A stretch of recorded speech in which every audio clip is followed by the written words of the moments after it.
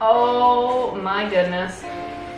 So, I decided I wasn't cooking today at all, and I was floating around on DoorDash and I came across Gyu Kaku. Now, if you don't know what that is, it's a Japanese Yakiniku chain restaurant where you do basically like Korean barbecue at your own little table, and it's full of meat and wonderful goodness. And apparently they have a takeaway feature now. You can get Gyu Kaku delivery, which is complete news to me. So I didn't feel like cooking today, and that's what I got. So I decided I'm gonna follow in Mike Chen's footsteps. This is totally because of him and his videos that I binged non-stop this morning. I'm gonna give you a quick food review of Gyu Kaku's takeaway menu, the little bit that I got, and then I'm gonna tell you some scary stories because it is absolutely spooky season. It is Spooktober. Yeah, I've had a bunch of strange experiences over my life. I think I'm like a 70-30 split. I don't quite believe entirely. I'm very much a skeptic, and I'm ready to pretty much debunk anything and everything. But at the same time, I've had a couple freaky experiences that kind of leave me like, maybe. We're gonna get into that later, but for right now, let's get into the meaty goodness. Boing.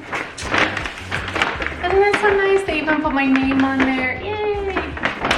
Okay, so I got a little half a Gyu Kaku salad with dressing in there. This is the best thing ever. These are spicy cucumbers, and they own my soul. It's not cucumber kimchi, like stuff with kimchi. It's not the same thing. Let's see if we can get in there. Hey, look at all that red chili pepper goodness. Can you see that? If anybody watching this lives in Tokyo or like the Tokyo metropolitan area, or has in the past, you will know the store Life, and go there. They have the best spicy cucumbers ever. Go get them there. Go get them there. They're amazing. They're amazing. And that's what got me addicted. Thank you, Life. Hope this is my soup. Yeah! Wow, they wrapped this really well so it doesn't like God forbid it's spilled all over the place. It's totally contained. Okay, and here's some miso soup. Yay, in a little container. The only bad thing that I can see about the delivery is that you can't, or at least on DoorDash you can't, I didn't see any options. You can't order meat separately. So like, I got a bento, great, which comes with rice and, you know, all that good stuff. But if I wanted a separate plate of meat, like I wanted more pork, or if I wanted more like harami, I couldn't just order a separate plate of meat. I would have to have gotten a whole other bento. And honestly, I'm just one person here. I don't need that much. All right, I mean, so far so good. We've got gyoza, I got pork with garlic, and then I got karaage. I'm a little disappointed in the karaage. That's like, I don't even know what that is. It looks like overdone popcorn shrimp. And I got the shiodare harami, salt harami, which is skirt steak. I don't know, we'll see. We'll see what it tastes like.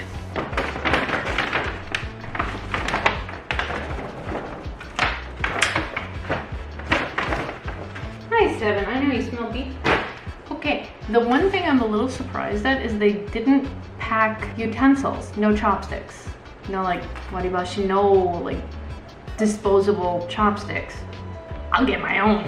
Well, it's still kind of warm-ish from the trip over here, which is kind of sort of amazing because it's about a 12-15 minute ride, especially if you're fighting traffic on Burbank. So regular soy sauce, and I guess their spicy dipping sauce, which is great, but I really wish they would include the sesame salt side sauce. Oh, that's way too many S's. Sesame salt side sauce. Fried gyoza. I don't know. It doesn't look as crispy as I kind of hoped it would. All right. Even without the even without the sauce, still that really good taste. It actually still has a crunch. +1 for that. Let's see. And still good with the sauce. Yay! This is absolutely a habit that I picked up while I lived in Japan. Covering my mouth while I'm chewing. That's a habit that I just, it will never die. I guess this is supposed to be karaage. Honestly, this is not like any kind of karaage I've ever seen before. Like, where's the batter? I don't know, maybe it'll be good here. Let's try the hot sauce here. Let's try another piece. Unfortunately on this one, I'm not impressed. It's good, it's good, it's good. Don't get me wrong, it's good. It's just not what I would, let's get it lit. Hold on, let me get it without any sauce. Not what I usually think of when I have karaage. Then again, I think I've also been spoiled. The real stuff from Japan and going to Gyu Kaku, like in person here, in person dining, in restaurant dining is so much better. I'm not even gonna try to pretend that I have coffee today. No, because nothing goes better with Yakiniku than a nice cold beer. I'm really, really, really on a wing and a prayer here that somebody cooked the meat decently, because they don't give you an option of rare, medium, well, whatever. They don't give you the option on there of how you want the meat cooked. So you're at the mercy of whoever is on the grill. I got the pork belly with garlic sauce. Looks pretty good. I don't know if you can see that. Oh, I'm sorry, Simon. Hey, oh, there we go. See, it's charred nicely. It's got a good coat of the garlic sauce on there, so this should actually be pretty good.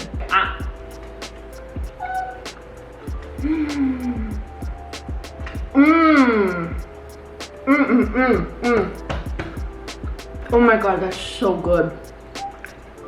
Dude on the grill, whoever was on the grill at Gyu Kaku in Burbank today, thank you, because that's fantastic. Oh my God, all right, I gotta get another piece. Let's try some sauce.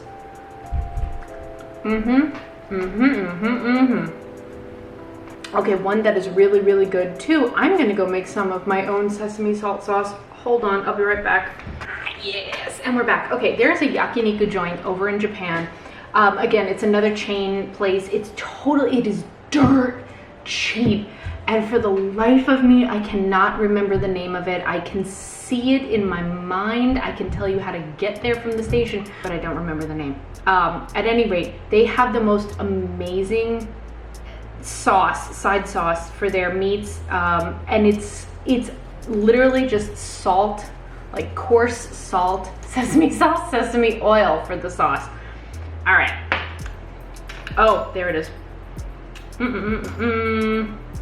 If I remember the name of it, I'll look it up later, but if I remember the name of it, I will put a link in the description to the restaurant. I don't know if I'm shooting myself in the foot by doing this and just blowing it up, but it's super cheap. The meat is actually really, really good. And last time I was there, which was like 2 years ago at this point, it was still only like I think it was like $2.90 a plate. So, you know, my friend Honami and I clean that place out like time and time again.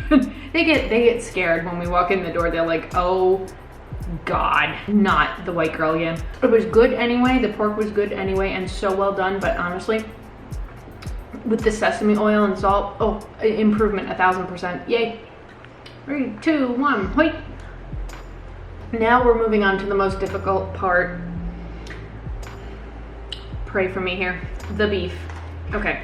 I love harami, skirt steak in the US. I don't know what cut it would be called in other parts. I have a feeling this is ridiculously overdone. But I will say it looks good. I'm gonna pop over so you can see it. Can't believe I have to get up out of my seat so I can get the camera to focus. This is hilarious. Yeah, I mean, it looks, you know, it looks pretty good. Charred nicely. I have a feeling it's like super well done in the middle, but it is what it is. You know, it's delivery Yakiniku and beggars can't be choosers. I look at it this way. I can have well done yakiniku, or I can have no yakiniku at all.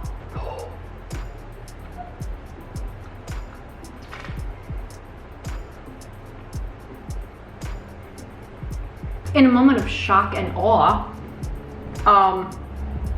the looks were deceiving. And it's fantastically medium and amazing. All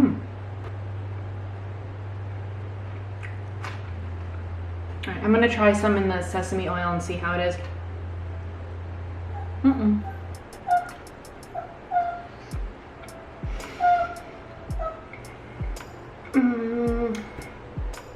Be still my heart. Gyu Kaku, well done for you. I wasn't quite sure how this was going to turn out, but yeah, well done you. Good job. I am extremely happy with my meal. So thank you so much. Can't forget these bad boys. I'll get to the salad and I'll get to the soup, but honestly, that's probably going to be my breakfast tomorrow morning. Seven. I'm so sorry, baby. That's probably going to be my breakfast tomorrow morning because I am not wasting space in my stomach tonight on soup and salad. All right. And appreciate just how absolutely coated this is. Look at this. That is just floating in chili oil, vinegar, and sesame. Oh my Lord, look at that. Okay, bye. Nom, nom, nom. Oh my God. Honestly, I'm really regretting not ordering two. I'm gonna finish off the little hors d'oeuvres and then I'm gonna go make myself comfortable on the couch and I'm gonna get into, and I'm gonna take my meat with me, but I'm gonna get into two experiences, two like paranormal experiences that I had when I was younger, and hopefully you'll enjoy them. They freak me out. Draw your own conclusions. You know, you can take what of it as you will. But yeah, let's get into the spooky stuff. Two stories for you. Two experiences that I had when I was younger that I just can't explain. One happened when I was a child and involved some family members. The second one happened when I was about 21 years old. Cut the lights. It was a dark and stormy night.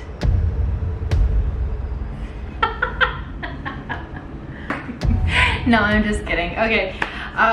Story number one happened when I was, I want to say about 5 to 6 years old. My two cousins were staying with me and my family for, I think it was like the weekend. In my bedroom, we managed to fit, my mom somehow managed to fit 3 of us across my room so we could all sleep there and nobody had to sleep on the sofa or anything like that. And it was my bed, and then my room was like 10 by 12 or 10 by 12 actually. And so it was my bed, and then my older cousin was sleeping on a cot, and my cousin, who was the same age as me, was sleeping on another cot. So, you know, bed, cot. It was tight, okay? That's what I'm saying. It was tight. And, you know, my parents left the bedroom door open. They left the bedroom door open, which is something that, like, because of this incident, I will never, ever do again. So anyway, we go to bed and I wake up in the middle of the night, and I guess at this point I'm like maybe like 5 or 6 years old, and the cousin who's the same age, obviously 5 or 6, and my older cousin like 8 or 9, somewhere in there. So, you know, we're still kind of little kids at this point. And I wake up in the middle of the night and I look over to the door. I see the outline, like the silhouette of what is very obviously a man. Okay, this figure was too tall to be my mother, way too tall to be my mother. And I'm sorry, Dad, way too thin. Way too thin to be my father. But I can't see any features. There's no face. I really, you know, I can't make out anything other than just the outline, the silhouette of a man, but I didn't feel threatened, which is like really the interesting thing here. Sure, I was concerned, I was freaked out, absolutely, but I wasn't really afraid. I didn't have like this incredible sense of fear, and the figure was just, this dude was just kind of like meh, like leaning against the door frame and clearly facing us, right, looking into the room. And he stayed there maybe 2 or 3 minutes, and I saw him nod and then turn around and head down the hallway towards where the kitchen was.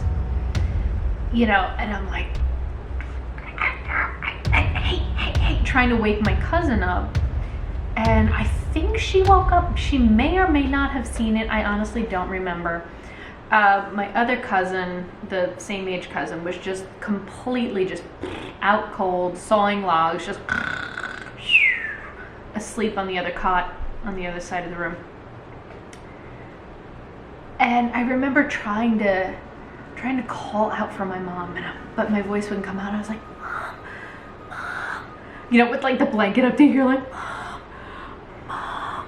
Nothing's coming out. So finally I got brave and I got out of bed. And, you know, I tiptoed into my parents' room, which was like literally you go out my door and right around to the next room was my parents' bedroom. And sure enough, you know, of course, they're asleep in bed. The two of them are out cold. Mom and Dad are just... So, I still can't believe I did this. Why did I do this?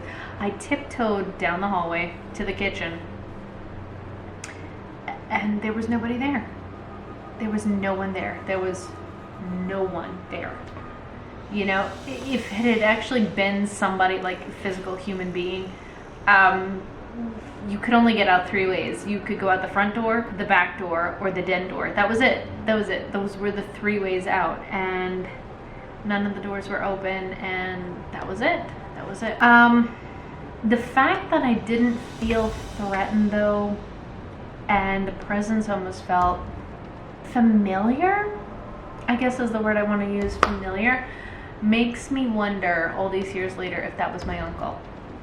Or our uncle. Our uncle had unfortunately passed away. One of our uncles had passed away about a month before I was born.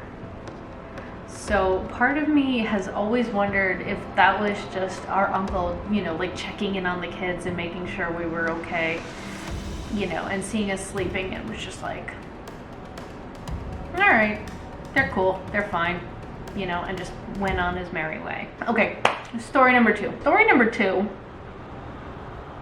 is a bit stranger. When I was 21, I had worked at a bagel store, and I got really close with my boss and her family, and they kind of became like my second family, which is great. So suddenly I had brothers and sisters, right? And you know, yay! But they lived about maybe like a 5-6 minute drive, you know, if I hit all the red lights, probably 4 if I hit all the greens from my house. So I would go down to my boss's house a lot, a lot, and just hang out there and go home at like, you know, like past midnight. So 1999, it's about a week before Christmas, and I'd been at her house, you know, for the evening, and we're doing Christmas prep because, you know, we'd have like Christmas Eve dinner, you know, at her house. And so I was over there getting stuff ready and just hanging out. And I guess it was definitely after midnight, and I decided, okay, you know, I need to get home because I probably still had finals at that point. I leave, it's after midnight, I'm going north on this one road that was usually pretty dead back then, especially like after midnight on a weeknight. And as I'm driving, okay, now this is what I want you to please take note of. It's after midnight, the week before Christmas, okay? It's December, all right? It is cold. New York, December, that is really, really frosty, okay? It is cold. So I'm driving north on this dead road. So I'm driving north on this road, and there's nothing on either side of it, right? So you go from Montauk Highway to Sunrise Highway. Anybody on Long Island or in New York will know what I'm talking about, right? So in this stretch, there was like an apartment complex on the left, a couple houses on the right, and then it turns into like a parish cemetery on the right hand side.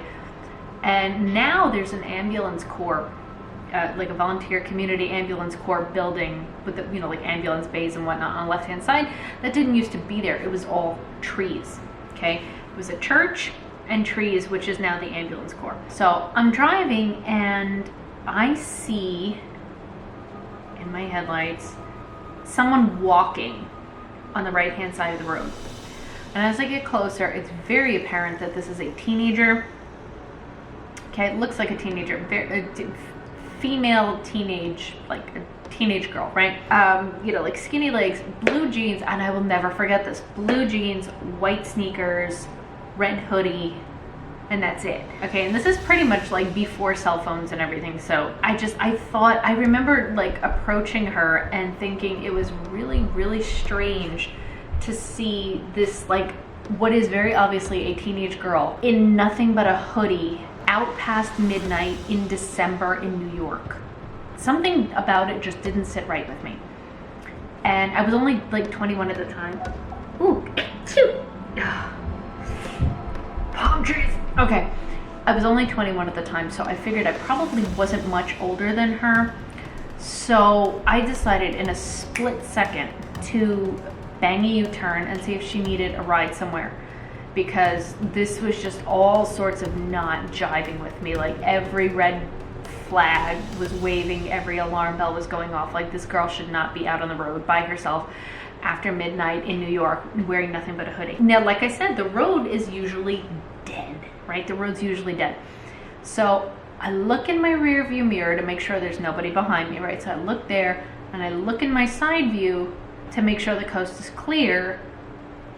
And, you know, obviously, like, no one's coming at me. Like, I am the only car on the road at this point. So I just immediately just bang a U-turn, right? And I'm like, click, hit the blinker, and just immediately hook a U-turn. When, this still bothers me. 21 years later, this still bothers me. When I get into the other lane and finish the turn, you know, turning around, she's not there. She was gone. She was gone. This teenage girl with a very obvious bright red hoodie that should have been maybe 50, 60 feet behind me, because I literally just hooked the U-turn, I just banged that turn, is not there. Now I'm freaking out, because at that point, we're at that point where there's cemetery on the right hand side and nothing but woods. There's nothing on what was the driver's side. So even if she'd run across the street, there was nowhere for her to go. She would have been in the woods, you know, and my headlights probably, in that turn, my headlights probably would have picked up the hoodie. You know, even at night, even in the woods, that the sweatshirt would have stood out. That red I will never forget it. That red sweatshirt would have stood out. So of course, as I'm driving, I'm just like I started, like, my hands just started shaking on the wheel. I'm like, was she really there? Did I see what I thought I saw? Or like, what just happened? What just happened? You know, I never found out if there was like an accident or something there, like where some girl died, or, you know, there's like thousands of people, I think, buried in that cemetery at that point. So I couldn't go through, you know, every single I wasn't about to go through every single headstone and see if there was a teenage girl buried there. But yeah, that was my freaky moment. So, you know, I just pulled over for a split second and was like, okay, we're just gonna pretend that never happened and we'll never ever speak of it ever again. I made another U-turn and I just, you know, got back on that road and just kept going north, and about 2 minutes later I was home.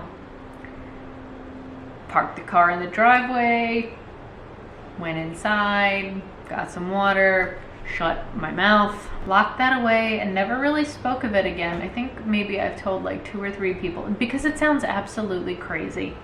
It sounds absolutely crazy. Yeah, so those were my 2 younger life, I guess, paranormal experiences. Make of it what you will. You know, if you want to believe it, great. If you don't believe it, great. I know what I saw. I know what I experienced. It was absolutely wild. And yeah, so that was that.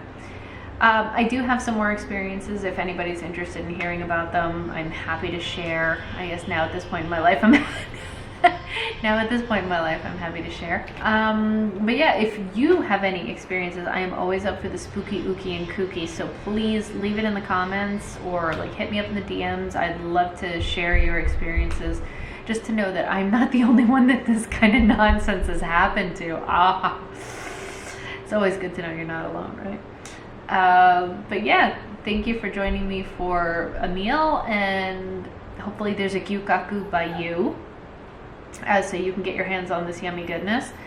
And it's like, for me, it's like October 2nd, so we've got 29 days of spookiness to go. Yeah. Enjoy. We've got some interesting videos coming up. I hope you find them interesting.